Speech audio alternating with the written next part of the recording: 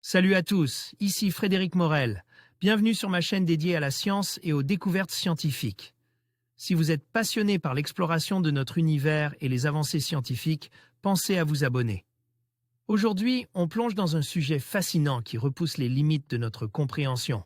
Bonjour à Allons-y. tous et bienvenue dans cette nouvelle vidéo. Aujourd'hui, je vais vous plonger dans un sujet fascinant, les secrets d'un nœud solide révélés par un modèle mathématique. Vous vous êtes déjà demandé pourquoi certains ne tiennent mieux que d'autres? Eh bien, grâce à des recherches récentes, nous allons explorer le mystère de la solidité des nœuds et découvrir comment les mathématiques peuvent nous aider à comprendre ce phénomène. Restez avec moi, car je vais vous présenter des concepts passionnants qui pourraient bien changer votre perception des nœuds. C'est parti!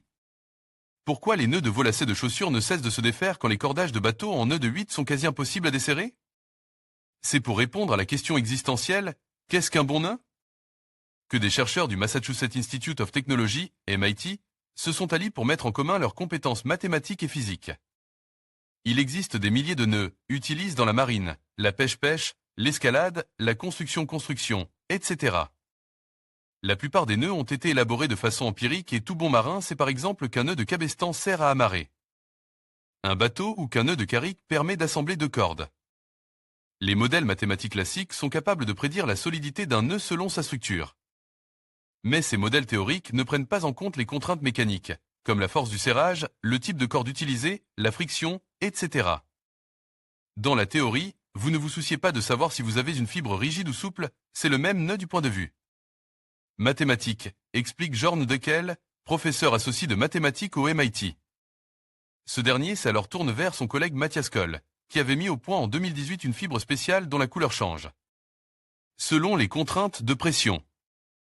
Grâce à une fibre spéciale dont la couleur change selon les contraintes qui lui sont appliquées, les chercheurs ont défini les paramètres qui rendent un nœud plus ou moins solide. MIT, les deux chercheurs ont nous différents types de nœuds courants utilisent dans la marine ou l'escalade, comme le nœud de 8 ou le nœud de trèfle. Ils ont ensuite photographié chaque nœud et notent à quel endroit et quel moment la fibre changeait de couleur, indiquant ainsi la force s'appliquant à la corde. Ces résultats ont été incorporés au modèle mathématique établi préalablement par Jorn Deckel lorsqu'il étudiait les spaghettis. Les chercheurs ont constaté que le comportement des nœuds était similaire à celui des spaghettis et ont pu construire un modèle fiable, permettant de prédire la solidité d'un nœud. Les trois grands principes d'un bon nœud. D'après leurs conclusions, décrites dans la revue Science, un bon nœud repose sur trois grands principes. Un nombre élevé de croisements. Des croisements où les brins sortent dans des directions opposées, des brins qui glissent tangentiellement en créant un frottement quand on les tire dans un sens oppose. Prenez par exemple le nœud de vache-vache et le nœud plat, qui sont presque identiques en apparence. Lorsqu'on tire sur le nœud de vache, il se défait, tandis qu'en tirant les bouts d'un nœud plat, ce dernier va se serrer, explique Vishal Patil, doctorant au MIT et co-auteur de l'étude au site NPR. De même, le nœud de Zeppelin est bien plus difficile à défaire que le nœud de Vire, aussi appelé nœud de papillon alpin, car il comporte plus de croisements et de torsions. Le nœud plat est l'un des nœuds les plus utilisés dans la marine, notamment pour fixer les voiles aux vergues. MIT prédire les meilleurs nœuds pour chaque usage. Nous sommes à présent en mesure d'expliquer pourquoi certains nœuds sont meilleurs que d'autres, se félicitait Matthias Koll. Notre modèle va permettre de décrire quel type de nœud est le plus adapté pour répondre à des contraintes particulières, en médecine, suture, en voile ou en escalade. Et même d'inventer de nouveaux nœuds auxquels que nous n'aurions pas encore imaginé. Vishal Patil avoue tout de même être épaté par l'inventivité dont ont fait preuve les humains pour créer autant de nœuds complexes. J'imagine que quand vous passez un bout de temps en mer, trouver un moyen d'assembler deux cordes est une bonne occupation, présumait-il. Physique, le mystère de la solidité des nœuds enfin résolu. Article de Nathalie Mayer. Nathalie Mayer publie le 16 septembre 2015. Les marins le savent depuis longtemps. À chaque situation correspond un nœud. Mais, qu'est-ce qui fait, au fond, qu'un nœud est plus solide qu'un autre? Après plusieurs années à se faire des nœuds, des chercheurs viennent enfin de mettre au point un modèle permettant de prédire la solidité d'un nœud. Tous les vrais marins le savent, le nœud en 8 est le plus solide des nœuds d'encordement. Mais, ce que les physiciens aimeraient bien comprendre, c'est pourquoi. La réponse pourrait bien venir des travaux réalisés récemment par Pedro Ress, ingénieur au Massachusetts Institute of Technology, MIT, et par Basil Odoli, expert de la mécanique au CNRS. Ils ont cherché à caractériser les forces qui agissent au cœur des nœuds. Et ils ont trouvé de quoi modéliser, et donc prédire, la solidité des nœuds.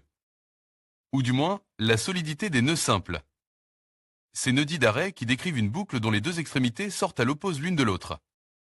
Optimiser notre façon de nouer nos lacets de chaussures ou comprendre pourquoi les câbles des guirlandes électriques sont toujours emmêlés. Ces questions peuvent sembler futiles, mais il existe beaucoup d'autres domaines bien plus sérieux dans lesquels peuvent surgir des problèmes de nœuds. La génétique en est un exemple. Être capable de calculer la solidité d'un nœud pourrait ainsi aider à comprendre le fonctionnement de processus impliquant les brins des ADN.